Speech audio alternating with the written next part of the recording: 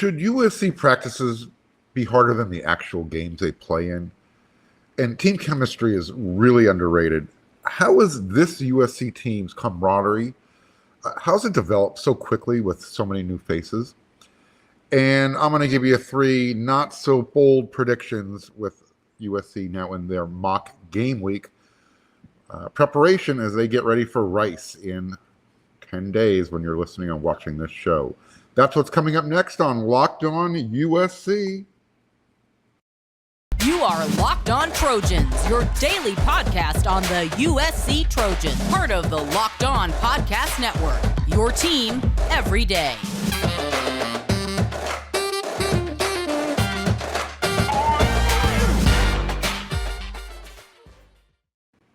All right, fight on, everyone. I'm your host, Marc Hulkin, and thanks for making Locked On USC your first listen. Whether you're watching on YouTube or wherever you download your podcast, I know you know by now, but I'm going to remind you, we are free, and I do appreciate you coming along for the ride and helping this show grow. So my subscriber list is growing every single day, and I want you to be a part of it, so hit that subscribe button. Tell me what you like about the show. Tell me what you don't like about the show. Give me some feedback. Without you, I'm just talking to myself. So get involved. Herm Edwards, Arizona State's head coach, he once famously said, "You play to win the game." Hello? You play to win the game. You can go check out his verbal tirade on YouTube. Check it out. We'll check in with Herm Edwards later this year when USC and Arizona State get together for their game. But when Pete Carroll was coaching at USC, the players often said that their practices were actually tougher than the games that they played in during the season. And that's because each day practice was all about competition. Every day seemed to have a theme. There was, competition Tuesday, turnover Thursday, whatever, idea Pete and his staff had come up with to keep the juices flowing, to keep things fresh, to keep the players' interest. Even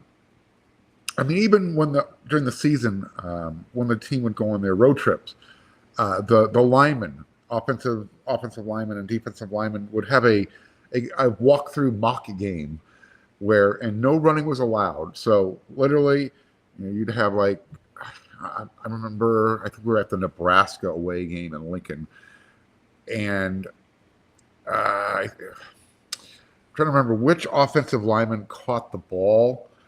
It was like a 20-yard pass from a defensive lineman. Anyways, it's really funny watching a 300-pound lineman do a Olympic fast quick walk down the field as opposed to trying to run. It's a visual you have to see one time in your life. Anyways, practices actually became more challenging when Pete Carroll was coaching at USC because the roster's talent level and the depth, not just the first team, second team, it was 3 deep. You had those 4 and 5 stars that everyone's favorite players who wanted to impress the coaching staff enough to play on Saturdays. So when they got their opportunities during the week to practice, they were doing everything they could to impress the staff. And, even if they were forced to wait for their chance, once opportunity knocked, if it was due to injury or whatever, those guys typically stepped in and were ready to play. And whatever Pete's formula that he had for practice, making it more difficult, more challenging, it worked. His formula consisted of, it produced 3 Heisman Trophy winners. Carson Palmer, Matt Leinart, and yes, Reggie Bush did win the Heisman. They have 7, not 6. Don't let anybody tell you differently. It produced a couple of national championships doing it Pete's way. They actually were playing for 3 in a row. We know how that happened. there was a 34-game win streak involved during that time by using Pete's formula of making practice hard. And by hard, we're talking about making it competitive. And he was able to do that with the media and the fans surrounding Howard Jones Field. Now, whether that had an effect on how the way the team performed on Saturdays, we don't know. What we do know is that it didn't hurt. So there's my not so subtle comment on the fans and the media's presence at practice. Nevertheless, Lincoln Riley is taking a page out of the history books. After the team returned to practice on Tuesday in full pads, and Lincoln was quoted as saying, "You play like you practice." A big thing we're pushing on the guys right now is that game week practices are not a save it up and gear it up for the game. We intend to practice out here, especially on Tuesdays and Wednesdays, the way we expect to play on Saturdays. Okay, well, if that's not music to Trojan fans, Trojan fans' ears, you're tone deaf, because that's essentially how things were done when Pete Carroll was coaching. He made practices so difficult that when the game finally arrived on Saturdays, or in this case now Thursdays and Fridays included, it was actually a relief to play the games. At least that's how the players saw it. And Riley, he kind of explained a little bit further that the team's results on game day will be a reflection, how they practice during the week. This is not a conserve and survive and just make it to Saturday. We expect these practices to be intense, physical. We're going to push them mentally. And I thought they responded pretty good here on that first Tuesday. So, everyone's saying, all right, well, what about all those injuries that, I talk about and you can read about on wearesc.com that they've been dealing with all fall camp? Well, again, the team was in full pads on Tuesday. You're probably watching and listening to this on Wednesday with your first listen at Locked On USC. So on that note, players sitting out dealing with injuries, you did have Damani Jackson, Joshua Jackson Jr., Earl Barquette, and Solomon Tuliaupupu, and Jason Rodriguez, new visitor to the island. He has a knee issue. I've been told that it's not too serious. It won't require surgery, but he'll probably be on the sidelines for a couple of weeks. I'll keep you updated on that as the information flows. But on the injury front, that is something that Coach Riley is going to have to balance out. He's going to want to make it physical and test everybody's mental, their mental toughness as well. I talked about that on a previous show. So one of the players, he said, is on Damani Jackson's injury, was that he didn't think it was too serious, and that he's just dealing with it's minor. He should be back the next day or two, but he's going to have to get to work so he can make an impact, because Lincoln Riley expects to see Damani play every game this year. That's the plan. There's going to be no red shirt involved for this young man. On Tuesday was the first time we saw some scout work. The scout team going up on offense, going up against the defense. So you had scout team offense going up against the first team defense. At least that's what the press and the media was able to see before they were ejected from practice. Riley said it's always been a little bit different when you're doing a lot of one-on-ones and good on good in fall camp. So good on good, first string guys going against first string guys during the one-on-ones.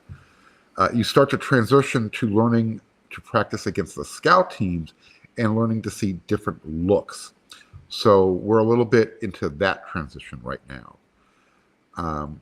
As far as Riley's reviews from Monday's practice, where the media wasn't there, he said it's been a pretty positive start to the week. There's some things that they weren't happy about on Monday, that they need to do better, and but he did think that the energy level was great. So you're never going to fault the guys for trying hard, but he is going to pick at those areas and remind the guys where they need to get better. That's what the coaches are for. So remember when I brought up on the last episode, actually, that the staff knows who they want to play. After practice on Tuesday, wide receivers coach, assistant head coach Dennis Simmons, pretty echoed the same narrative that Lincoln Riley spoke about on Saturday. Dennis Simmons said, "We've got the guys that are competing. Now, if we play tomorrow, how would I split the rep distribution up right now? Question mark. I don't know that it would be half and half. I've got a handful of guys that have earned the right to be able to go out on the field on Saturday." So that's a little bit of where that's at. It's a little bit, I guess we could call it a little bit of a sobering reality when you have the assistant head coach echoing the same comment that the head coach is talking about, and you're starting now to see it with in mock game week. Your scout team guys have been separated from the depth, the first, second, and third team rotation. So things are getting serious. And another thing to get serious about, drinking and driving. Drive sober or get pulled over. You know how you're hanging out with some friends and you're putting back a few drinks? A few comes too many, and as the evening comes to an end and people start to head out, you think of calling for a ride. And you say, nah, you live nearby, you can make it home okay, it's no big deal. Trust me, it is. What are the odds you get pulled over anyway? And even so, what's the worst that could happen? Your insurance goes up, you lose your license, you lose your job, you total your car, you kill someone. Everyone knows the risks of driving drunk. The results are tragic and often deadly. However, that still doesn't stop everyone from getting behind the wheel under the influence. That's why police officers are out there right now looking for impaired drivers on our roads to save lives. So if you think you're okay to drive after a few drinks, think again. Play it safe and plan ahead to get a ride. It only takes one mistake to change your life or someone else's forever. Drive sober or get pulled over. It's that simple. So before we get started on this next segment, I want to remind everybody about the Flex Ultimate College Football previews that you can find on YouTube. But I also need to remind everybody to thanks for making Locked On USC your first listen every day, because the Ultimate College Football preview is here. It's a 7-episode preview with your college experts, that's me, your local team experts, that's definitely me, and Odyssey College Football Insiders, that's not really me. Those are different people. It's everything you need to be ready for the college football season in one spot. Search for Ultimate College Football Preview on your Odyssey app, YouTube, or wherever you get your podcasts. All right. So Travis Dye used to run all over USC when he was with the Oregon Ducks. Travis has used Stepping Stone University, what I like to call the Oregon Ducks, to send he's going to spend one final year at USC. And he did that after having the chance to meet and speak with Lincoln Riley. He knew it was the right decision to make. I know that Travis is going to be a fan favorite for USC for this year. I know when he was wearing those other colors, he got the best of USC fans. Well, Travis has already become one of my favorite players, just from the way he carries himself. He's very confident. One of the first and probably the best quotes that we've had so far, and this happened back during spring camp. It came from Travis. He's known as a trash talker. So when I asked him about that, he said, and I quote, "Sometimes you just got to let them know they suck." And what he was talking about was motivating his new teammates. If Travis didn't think that you were doing as well as you could or should be, he was going to let you know about it. And you want those types of players on your team. That's how you develop team chemistry, the camaraderie. When you know that someone is going to hold you to the same accountability that they hold themselves, you need those types of leaders. As a former high school coach, I respected those types of players who weren't afraid to speak up, to be the coach on the field, on the court. In my case, I'm a high school basketball coach. To always keep reminding their teammates, hey, this is how we want to do it. So again, I mentioned he's the type of personality that helps develop the camaraderie on this team, and he's been able to help do it quickly. And for Travis Dye, he's noticed it as well.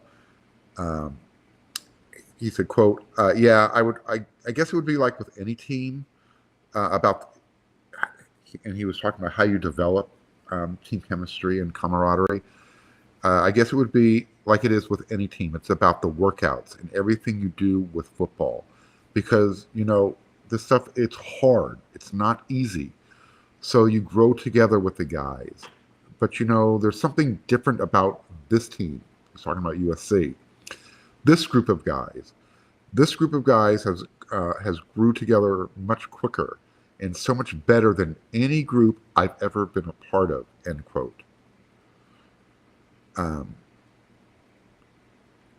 These guys, he says, his teammates, they brought me in. I was one of them. They made me feel one of them so quick. I couldn't even really process it, really.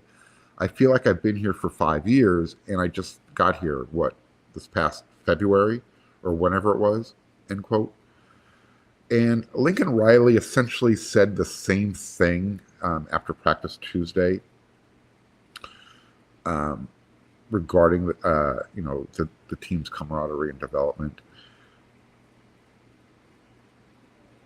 So it seems like everybody's on the same page, saying the same thing, which is, that's what you want. Travis also gave his impression of the offense and its tempo, and it received some really high marks from Travis after fall camp, and where it started from spring. He said it's just moving down the field with ease right now. And he was kind of like boom, boom, boom, boom, boom. He said the tempo was really up. So while that's really good news that that the USC offense is able to do that, let's hope that the offense is going to be able to do it the same way, with the same type of ease and the same tempo against a different defense when the season really starts. We also got we got his thoughts on Rayleigh Brown, and he was really impressed with the young man so far from what he's seen. Quote, "Oh, everything. Catching, running, his style, the way he runs," end quote. So I know Eric McKinney said, might as well start buying stock now. He predicts that Rayleigh will score 2 touchdowns against Rice. On that note, I'm going to give you my 3 not so bold predictions for game 1 against Rice before we get out of here on this episode of Locked on USC. So now, unless, and this is all, dependent on injuries changing the game plan. So unless injuries pop up, these are my first 3 not so bold predictions for USC versus Rice in 10 days. Wow, season is getting here quickly. All right, your starting defensive line will be Tuiapulotu, no surprise. I said these weren't bold. Stanley Taufa'u and Dejon Benton. So, look, you've been here. The practice reports have been saying Dejon Benton. Dejon Benton has been running first team defense. I think at this point it would be a surprise if he is not the opening day starter on that defensive line. Not so bold prediction number 2. Miller Moss will play the whole fourth quarter. And if not the entire fourth quarter, the very next offensive series after Caleb Williams finishes his last series of the fourth quarter. And I'm saying that because USC had better be up by at least 4 touchdowns, if not more. And if they are, there's no reason to keep Caleb in there. Let's not. Any extra time you're on the field, every single repetition you take during a game, you're opening yourself up to a hit and to getting hurt. There's no need. If USC is dominating Rice the way they should be, the way everybody anticipates they should be, all the backups should be playing in the fourth quarter, not just Miller Moss. This is how you develop the team, the backups. Maybe even some of the guys on the scout team start to see their way on the field, especially if they're fighting as hard as they are during practice and catching the coach's eyes. That's what the fourth quarter should be for USC in 2022.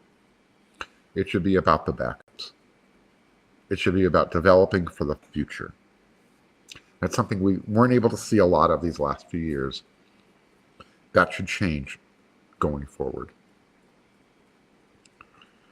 Not so bold prediction number 3. It's a 3-player prediction. These are all player predictions, I guess. But on this one, I'm cheating.